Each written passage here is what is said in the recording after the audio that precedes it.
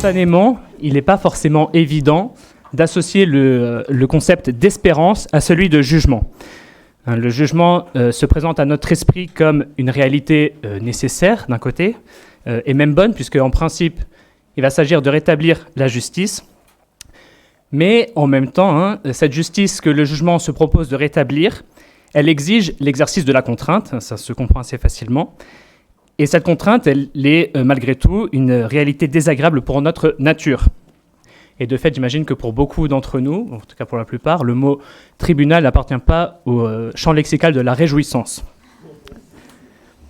Et si on ajoute à cette réalité déjà fort peu attrayante le contexte apocalyptique de la fin du monde, eh bien, on a de quoi nous effrayer. Mais bon, si vous êtes ici, c'est que vous avez compris qu'il n'y a pas de quoi avoir peur. Et c'est ce qu'on va voir. Pour nous, chrétiens, le jugement dernier est une réalité pleine d'espérance. Mais malgré ça, on ne peut pas enlever cette peur que nous avons au sujet de ce jugement. Et cette peur, cette antinomie qui semble exister entre l'espérance et le jugement, on peut la ressentir d'autant plus vivement qu'on vit dans un monde qui a perdu le sens de l'un et l'autre de ces mots, jugement et espérance. Alors, d'une part, on vit dans ce monde qui est privé d'espérance. J'avais lu il y a quelques années une pièce de théâtre que j'avais beaucoup appréciée. L'auteur, que certains d'entre vous sûrement connaissent, est un paysan, un agriculteur qui est né, qui a vécu au XXe siècle et qui était grand amateur de philosophie et proche de Simone Weil. Alors, Simone Weil avec un W, pas avec un V, la bonne Simone Weil, on va dire. Et si vous connaissez cet auteur, vous avez compris qu'il s'agit de Gustave Thibon. Alors, Gustave Thibon, il avait cette fibre philosophique qui lui a fait écrire plusieurs ouvrages. Mais il avait aussi quelque chose d'assez artistique, et cette dimension artistique, elle lui faisait contempler le monde avec un certain regard, voilà, un regard pertinent. Et si bien que la pièce qu'il écrit en 1954, elle semble aujourd'hui beaucoup plus pertinente qu'elle ne l'était il y a 70 ans. Alors, il s'agit de Vous serez comme des dieux, une pièce de théâtre qui a été adaptée à la scène il y a quelques années, encore une fois. Et cette pièce de théâtre, elle met en scène une jeune Amanda dans un monde utopiste où la science a enfin vaincu la mort. Et Amanda est d'ailleurs le premier enfant immortel à avoir été conçu. Amanda ne mourra pas. Mais voilà l'intrigue de l'histoire. Amanda est amoureuse d'un jeune garçon qui s'appelle Hélios. Et son amour est si fort, si intense que l'éternité terrestre qui s'ouvre à eux lui semble bien fade. Et donc, la voilà atteinte d'une étrange maladie qui résulte de ce contraste entre son amour et l'éternité terrestre un peu fade. Cette maladie, les experts, ils la comprennent pas parce que la science a vaincu la mort. Alors, je vous raconte pas la fin parce que peut-être que certains d'entre vous voudront lire cette pièce, je ne sais pas. Mais vous avez peut-être compris où je voulais en venir. La mort telle qu'on y est confronté, c'est une réalité anti-naturelle pour nous et nous aspirons malgré tout à en réchapper. Et le monde a toujours recherché, en quelque sorte, à proposer une sorte, pas d'alternative parce qu'elle est inévitable, mais une atténuation de la mort. Et dans la pièce de théâtre dont on vient de parler, cette incapacité du monde à répondre adéquatement au mystère de la mort est évidente. La promesse de l'éternité terrestre, elle se réalise dans l'assurance de la plus parfaite sécurité, un monde sans accident ni souffrance, mais qui est obtenu au prix du plus grand ennui. Donc voilà, notre rapport à l'espérance est comme brouillé. Et il en va de même aussi pour notre rapport au jugement. Nous vivons dans un monde qui n'a d'autre loi que le désir et la volonté individuelle. Et la notion de péché en a pour ainsi dire disparu. Et donc, s'il n'y a plus de péché, s'il n'y a plus d'autre loi que celle que je m'impose, eh bien, quel sens peut avoir la notion de jugement dans cette circonstance ? On juge par rapport à quoi ? Si la seule loi qui s'impose à moi, c'est celle que je tire de ma propre volonté, eh bien, je suis mon propre juge. Mais évidemment, c'est une conception qui est erronée et on peut le constater facilement. Je ne peux pas être juge de mes propres actions, puisque celles-ci emportent la plupart du temps, on ne va pas dire tout le temps, mais la plupart du temps, des conséquences qui me dépassent et qui jaillissent sur les autres. Et à cet égard, se faire juge de ses propres actes revient à juger des conséquences de ses propres actes sur les autres, c'est-à-dire en fait trancher par sa propre autorité un différend qui nous oppose à autrui. Or, selon un adage bien connu des juristes, peut-être qu'il y en a dans la salle, il y en a au moins un, nul ne peut être juge et partie. Mais on pourrait aller encore plus loin sur ce thème du jugement. Juger quelqu'un, ça signifie qu'on reconnaît l'importance de la personne qui est jugée. Juger une personne, c'est reconnaître sa dignité, et c'est reconnaître que ses actes auraient dû tendre vers une réalité supérieure, le bien, auquel elle est ordonnée. On ne fait pas comparaître, par exemple, devant un tribunal, un animal ou une plante, parce qu'il n'y a pas la même dignité. Même si, de fait, vous allez peut-être me dire que dans l'histoire, on a connu des procès d'animaux, mais c'était toujours à raison des dommages qui ont été occasionnés à l'homme. C'était pour réparer des dommages qui ont été faits à l'homme. Et donc, c'est donc bien la dignité de l'homme qui est au cœur du jugement. J'arrive pas à passer. Si, c'est bon. Et donc, je vous propose pour cette intervention une réflexion en 3 temps. Il me semble nécessaire, pour aborder la question du jugement dernier, de rappeler dans un premier temps que le jugement dernier, c'est une réalité de foi. Nous croyons qu'il existe un jugement dernier parce que Jésus nous l'a dit et que l'Église le confesse également. Une fois qu'on sera armé de cette certitude, on pourra voir en quoi exactement consiste ce jugement dernier et ce qu'il implique pour nous aujourd'hui dans une dernière partie. Alors, on y va. Le jugement dernier, un dogme de foi. On a vu donc que le jugement pouvait être une réalité humaine qui est convenable pour notre nature. Mais plus encore, nous croyons que ce jugement dernier existe parce que c'est une vérité qui s'enracine dans la foi. On ne peut pas douter qu'il y aura un jugement dernier. Cela fait partie des dogmes de la foi catholique. Et par exemple, lorsque nous récitons le credo, nous confessons bien que Jésus reviendra juger les vivants et les morts. Les pères de l'Église ont beaucoup écrit au sujet du jugement dernier. Son avènement, il ne fait absolument aucun doute pour eux, si bien que la plupart d'entre eux ne se sont pas attachés à prouver l'existence de ce dogme. Simplement, ils en ont parlé. Et de fait, toute l'Écriture également montre qu'il y aura un jugement à la fin des temps. Dans l'Ancien Testament, cette idée est récurrente et elle prend notamment corps dans l'espérance que Dieu réalisera le salut national d'Israël en exterminant les impies qui cherchent à s'opposer au peuple élu. Et donc déjà dans l'Ancien Testament, ce jugement, il s'entend comme le triomphe de Dieu sur le mal. Et évidemment, il faudra attendre la révélation de Jésus pour comprendre que ce jugement, il n'est pas national et politique, comme le pensait le peuple juif, mais bien moral et universel pour tous les hommes. Et donc, de fait, le Nouveau Testament, avec plus de clarté encore que l'Ancien, annonce le jugement dernier et même son imminence. Dans l'Évangile, Jésus évoque à de nombreuses reprises le jugement dernier et manifeste cette vérité par différentes paraboles que vous connaissez, qui peignent sous nos yeux des scènes assez vivantes et évocatrices, telles que la parabole de l'ivraie ou la séparation des boucs et des brebis. On y reviendra au cours de l'intervention. Mais si l'existence du jugement dernier comme réalité certaine a toujours été proclamée par l'Église, celle-ci s'est toujours montrée plus prudente lorsqu'il s'agissait d'en énoncer les modalités. Et comme souvent, je trouve que c'est très beau pour le message de l'Église, mais l'Église, elle donne à croire une vérité qui ne fait ni cas d'un littéralisme strict au sujet des Écritures, ni d'un symbolisme radical. Cet équilibre entre ces deux extrêmes. Et donc, le jugement dernier aura lieu, c'est certain, mais comment ? Eh bien, même les théologiens sont divisés. Alors, des raisons de convenance viennent étayer cette vérité. Alors ces raisons de convenance, elles ne peuvent pas à elles seules soutenir tout l'édifice de la foi, qui n'est fondé que sur Jésus et son Église, mais ces raisons, des raisons de convenance, elles peuvent nous aider à comprendre et à voir l'harmonie, la beauté et la cohérence de ces vérités. Et donc saint Thomas nous explique que c'est principalement le dogme de la providence divine qui appelle un jugement général. De fait, vous voyez... Oui, sur la diapositive, le CEC définit la divine providence comme l'ensemble des dispositions par lesquels Dieu conduit avec sagesse et amour toutes les créatures jusqu'à leur fin ultime. Et donc, de fait, Dieu cherche dans le cours du temps, par son gouvernement d'amour et de bienveillance incessant, à porter ses créatures à leur perfection.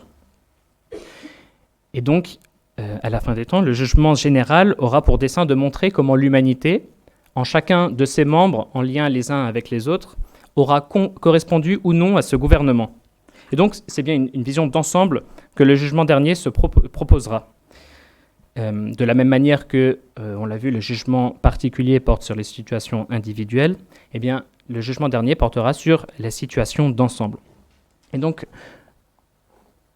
je profite de l'évocation de ces deux réalités, jugement dernier et jugement particulier, pour faire un petit rappel. Frère Stanislas nous a parlé il y a 2 jours du jugement particulier.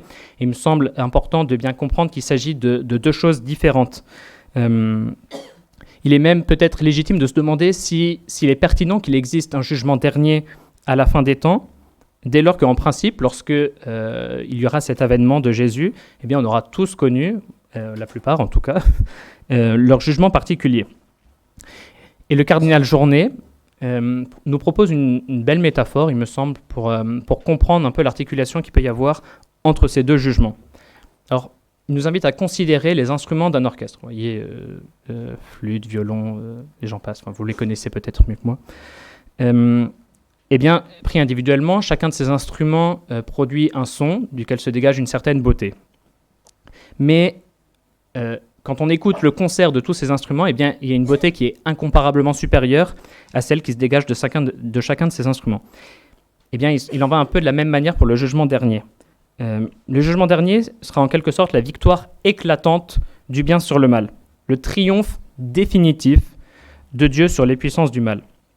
Alors certes, effectivement, le jugement particulier fixe chaque homme dans l'état dans lequel la mort l'a trouvé, et à cet égard, le jugement dernier ne retranche rien ni n'ajoute rien, mais le triomphe définitif de Dieu dans ses créatures, la connaissance des desseins de la providence dans les choses les plus cachées, eh bien, sera pour tous les élus une source de grande joie. Donc il y a bien des raisons qui nous permettent qui soutiennent ce dogme du jugement dernier, mais malgré tout, il ne s'agit que de raisons de convenance. Il convient qu'il y ait un jugement dernier. Et de fait, la certitude que le jugement dernier aura lieu s'enracine dans la foi. Et à cause de cela, il faut entrer dans ce mystère, dans le mystère du jugement dernier, avec beaucoup de confiance et d'humilité.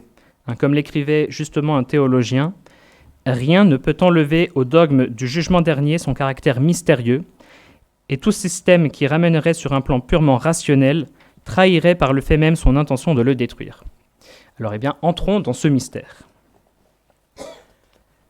Alors, le jugement dernier, qu'est-ce que c'est ? Il n'est pas sans intérêt pour notre propos de se pencher sur ce qui est constitutif du procès d'un jugement selon une conception humaine. Le jugement tel que rendu par des hommes se propose de rétablir la justice lorsque celle-ci a été méconnue.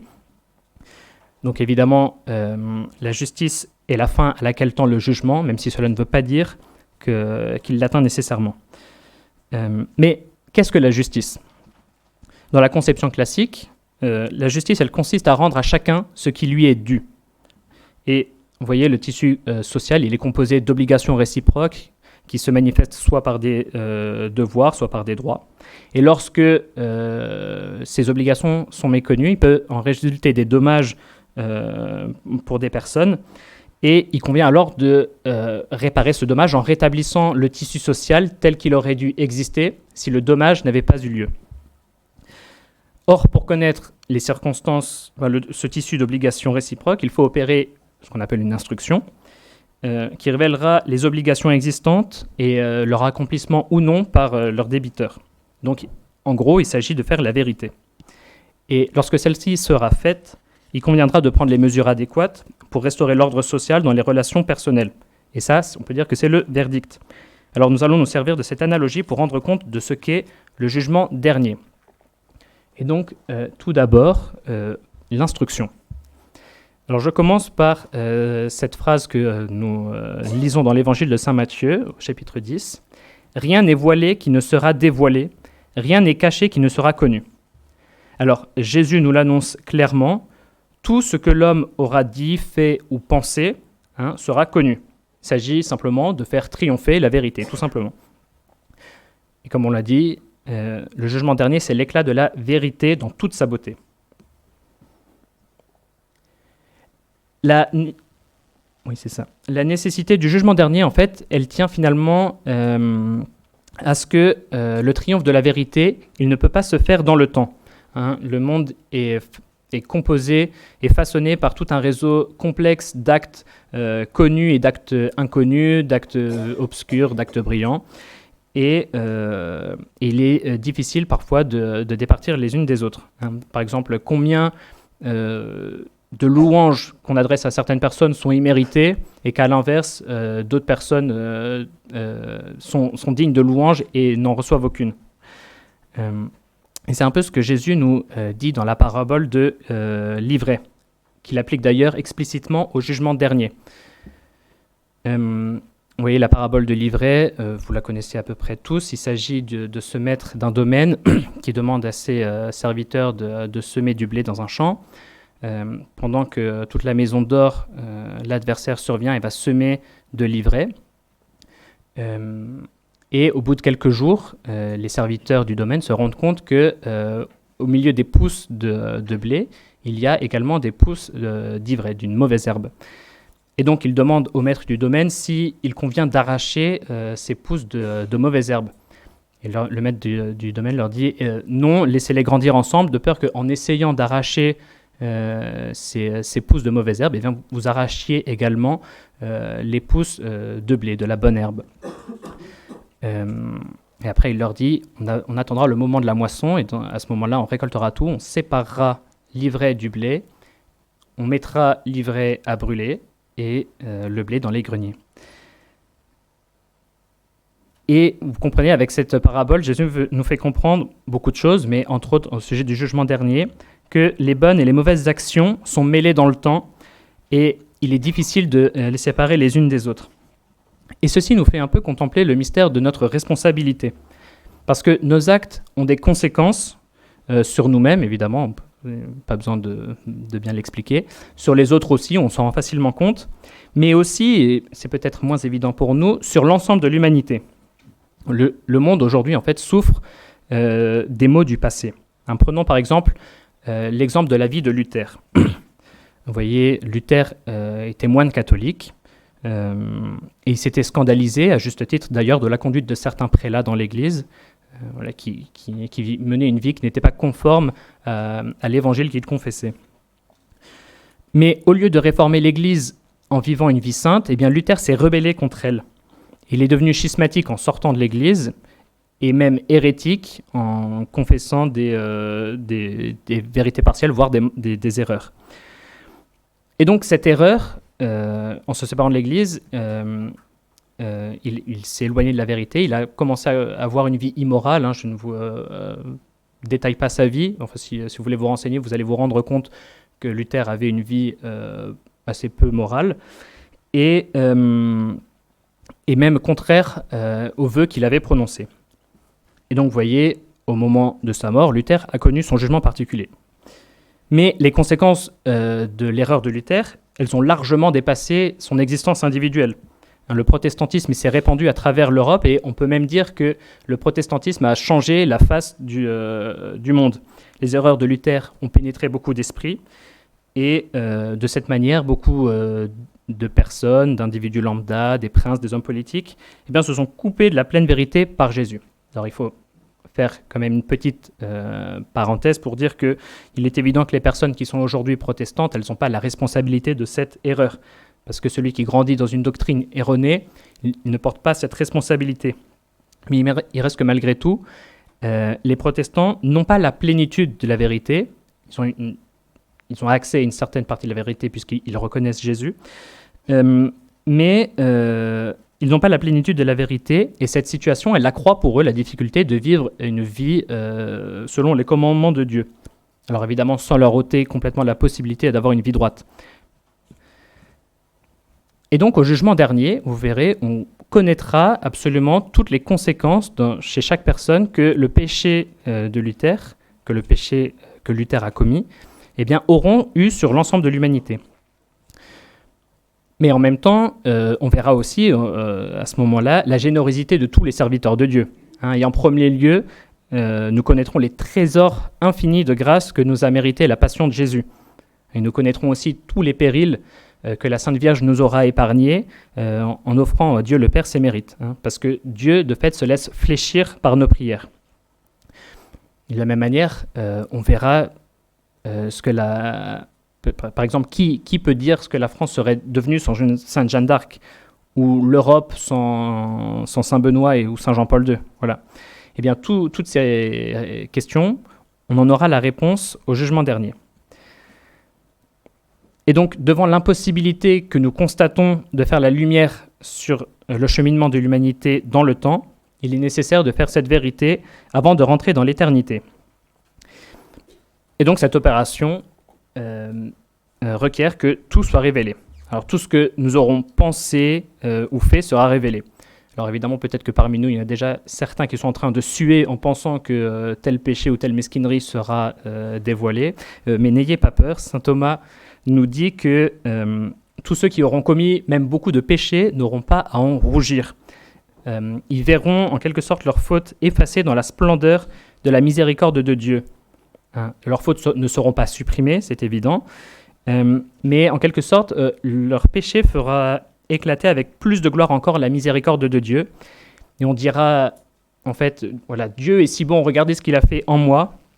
Et on sera heureux de voir qu'en réalité, il a opéré les mêmes merveilles dans les âmes de nos prochains, des uns et des autres. Et ce sera un grand motif de joie. Alors, ça c'est pour la partie vérité. Mais le jugement dernier, c'est aussi une œuvre de justice. Et le triomphe de la vérité qui est à l'œuvre dans le jugement dernier, c'est vraiment, avant tout, quelque chose qui répond à cette exigence de justice. Et cette justice, elle s'accomplit avant tout à l'égard de Dieu. On a dit au début de cette intervention que c'est le dessein de la divine providence qui guide l'humanité à travers l'histoire. Et il mène toutes choses à leur perfection, en agissant parfois avec beaucoup d'éclat, comme on peut lire parfois dans l'Écriture sainte, mais aussi, et en fait surtout, dans le secret des cœurs et dans l'intimité des consciences. La bienveillance de Dieu dans le cours du temps, elle éclatera donc au jour du jugement dernier, et ce sera un grand motif de réjouissance pour tous.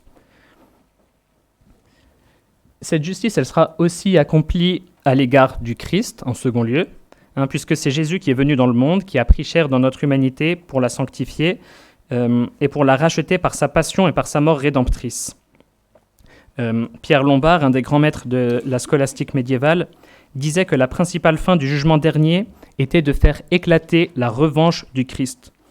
Alors évidemment, il ne faut pas se laisser abuser par le terme revanche, parce qu'il n'y a pas de mesquinerie dans le retour glorieux de Jésus, mais Jésus, il a pris sur lui notre péché. Il a pris un corps qui a souffert dans sa chair les conséquences de nos péchés. Il a expié dans son humanité notre iniquité. Et donc, il est source de justice pour nous dans son humanité. Et de fait, c'est bien dans son humanité que Jésus sera juge. Saint Jean nous dit au chapitre 5 de son évangile que le Père lui a donné, et je cite, « pouvoir d'exercer le jugement parce qu'il est le Fils de l'homme ». Voilà. Et enfin, le jugement dernier sera une œuvre de justice pour les hommes, on le comprend facilement, parce qu'il est juste que soient révélés tous les actes de vertu qui auront été posés par les saints, par les élus, et qui n'auront été sus que de Dieu seul. Mais de la même manière, il est juste que toutes les trahisons, les bassesses, la haine, les péchés qui ont été commis dans l'ombre soient connus de tous. Et ça se comprend assez bien, puisque finalement, la moralité d'un acte, elle se juge notamment, mais pas uniquement, à l'aune de l'intention qui en est le principe. Or, évidemment, l'intention, hormis pour certaines situations assez rares, je pense, on ne la devine pas chez les personnes. Et donc, il est normal que les intentions, elles soient manifestées pour faire toute la vérité sur la moralité d'un acte. On passe à la partie sur l'analogie du verdict, puisque on a dit que le jugement dernier, ce sera une occasion de réjouissance pour les élus, mais il n'y aura pas que de la réjouissance, puisque les réprouvés seront horrifiés de voir l'humanité glorieuse du Christ, qui ne sera d'ailleurs pour eux qu'un accroissement de leur souffrance. Et rien d'étonnant à cela, puisque ces réprouvés, ils connaîtront toutes les grâces qu'ils auront méprisées et que Jésus leur avait acquises au prix de sa douloureuse passion. Ils constateront sans absolument aucun doute que Dieu, dans sa grande miséricorde, leur avait dispensé les mêmes dons que ceux qu'il avait faits aux élus, et même parfois des plus grands, mais que ceux-ci en auront usé pour leur salut éternel, tandis que ceux-là pour leur perte éternelle. Et donc ils seront séparés, les justes et les bons. Cette séparation, elle nous est donnée comme verdict du jugement dernier par Jésus dans le chapitre 25 de Saint Matthieu. Puisqu'il nous dit que le Christ viendra dans sa gloire escorté de tous les anges. Devant lui seront rassemblées toutes les nations, et il séparera les gens les uns des autres, tout comme le berger sépare les brebis des boucs. Il placera les brebis à sa droite et les boucs à sa gauche. Et ils s'en iront, ceux-ci à leur peine éternelle, et les justes à la vie éternelle. Et donc, dans cette parabole, Jésus, vous la connaissez peut-être, il énonce toutes les bonnes actions des élus et des brebis. Car j'avais faim et vous m'avez donné à manger, j'avais soif et vous m'avez donné à boire, j'étais un étranger et vous m'avez accueilli. Alors moi, j'ai toujours pensé que cette parabole était très très longue, elle m'a souvent paru interminable, parce que Jésus, il énumère 3 fois de suite les mêmes actions, les œuvres de miséricorde. Et ça nous semble un peu redondant à la fin. Parce qu'une première fois, il énumère ces œuvres de miséricorde aux élus qui les ont accomplies. Et alors ceux-ci répondent mais quand est-ce que nous avons accompli ces œuvres de miséricorde pour toi, en énumérant une deuxième fois les œuvres de miséricorde. Et une dernière fois, Jésus présente ces œuvres aux réprouvés en leur disant qu'ils ne les ont pas commis. Et à ce moment-là, les réprouvés se contentent succinctement de dire « Mais quand est-ce que nous n'avons pas fait cela pour toi ?» Et Jésus leur dit « À chaque fois que vous ne l'avez pas fait à l'un de ces petits, c'est à moi non plus, vous ne l'avez pas fait. » Mais ces répétitions, elles ne sont pas anodines. Origène, il nous explique qu'il est digne de la miséricorde du juge de proclamer les bienfaits des hommes. Mais au contraire, la brièveté de la réponse des damnés souligne que les bienfaits du juge à leur égard n'auront fait que couler sur leurs mauvaises actions. Donc en somme, le triomphe définitif de Dieu se manifeste par la séparation définitive des bons et des méchants, de sorte que le mal ne puisse plus jamais affliger les bons. Donc cette séparation, elle est un événement futur, c'est évident, qui est lié au jugement dernier, mais quant à lui, le jugement n'est pas exclusivement une réalité future. Alors c'est ce qu'on va voir dans notre dernière partie. Le jugement, c'est maintenant, il ne s'agit pas d'un slogan politique, mais voilà, c'est une réalité qui est enracinée dans l'Écriture. Alors parce qu'au chapitre 3 de Saint Jean, Jésus nous dit « Et le jugement, le voici. La lumière est venue dans le monde, et les hommes ont préféré les ténèbres à la lumière, parce que leurs œuvres étaient mauvaises. » Alors que veut dire Jésus ? On est plutôt familier, en tout cas maintenant on l'est, des notions de jugement dernier et de jugement particulier, mais ça peut paraître un peu mystérieux que Jésus nous dise que le jugement corresponde à sa venue dans le monde. Nous pouvons comprendre que le jugement dernier n'est pas qu'une réalité future, c'est une réalité qui est déjà actuelle. Il ne s'agit pas simplement d'une figure de style. Le jugement, il nous est donné par Jésus-Christ qui est déjà venu en ce monde. C'est la vérité, Jésus qui est la vérité, qui juge nos actions. La seule présence de Jésus dans le monde est un jugement. C'est la présence du Christ dans son corps glorieux et dans l'éclat de sa victoire sur le mal qui sera une revanche en fait pour tous ceux qui ont eu affaire aux puissances du mal. Gustave Thibon, encore une fois, qu'on a évoqué en début de cette introduction, nous l'énonce avec beaucoup de clarté, même s'il ne parle pas directement du jugement dernier. Alors, je vous le cite. « Regard de l'innocence. Il nous condamne sans appel dans la mesure où il ne nous juge pas. Ceux qui nous jugent ne peuvent nous condamner que du dehors, mais ceux qui ne nous jugent pas nous forcent à nous condamner nous-mêmes du dedans. » Alors vous voyez, Jésus, c'est l'innocence même. Il souffre pour nous les exigences que la justice aurait voulu que nous souffrions. Et ça, c'est la preuve du plus grand amour. Et cette réalité-là, elle doit nous émouvoir. Alors évidemment, pas nécessairement en termes d'émotions et de sentiments, mais il faut qu'on comprenne que Jésus a souffert cela pour nous et que si on ne le comprend pas, c'est en quelque sorte comme si on se préférait nous-mêmes à Jésus. Vous voyez, et c'est cela qui est jugement. Cela nous écarte, nous sépare de Jésus, puisqu'on se préfère soi-même à Jésus qui est vérité. Donc, ce jugement dernier, c'est un événement extérieur, on l'a dit, un événement intérieur aussi, on le comprend, parce que la présence de Jésus, elle sera l'étalon qui mesurera toute l'humanité par rapport à la vérité. Je voulais vous citer à ce sujet une grande sainte de la Renaissance, Sainte Catherine de Sienne, qui nous a livré le fruit de sa prière. Elle a eu des révélations de Jésus. Elle nous explique dans son livre des dialogues, donc c'est-à-dire Jésus nous explique, puisqu'il s'agit des révélations qu'il lui a faites, qu'il y a 3 types de jugements. Alors il y a le jugement particulier, dont on a parlé déjà, le jugement dernier, dont nous sommes en train de parler, et encore le jugement qui est lié à la venue du Verbe dans le monde. Alors, je vous la cite. La citation est un peu longue.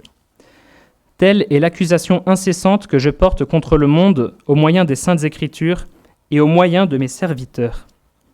C'est le Saint-Esprit qui se pose sur leur langue quand ils annoncent ma vérité, de même que le démon se pose sur la langue de ceux qui le servent. Telle est donc la douce accusation que je veux continuelle, à cause de mon grand amour du salut des âmes.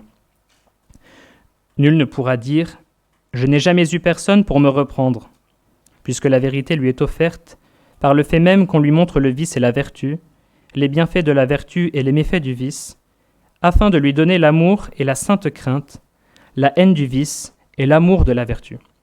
Fin de la citation. Alors il est intéressant de noter que ce jugement que Jésus porte par sa simple présence, il n'est pas uniquement porté en tout cas par lui. Il est aussi par tous ceux qui pratiquent la justice. Et c'est ce que Jésus lui-même nous dit dans l'évangile de Saint Luc. Je vous le cite également. « Lors du jugement, la reine de Saba se dressera en même temps que les hommes de cette génération, et elle les condamnera.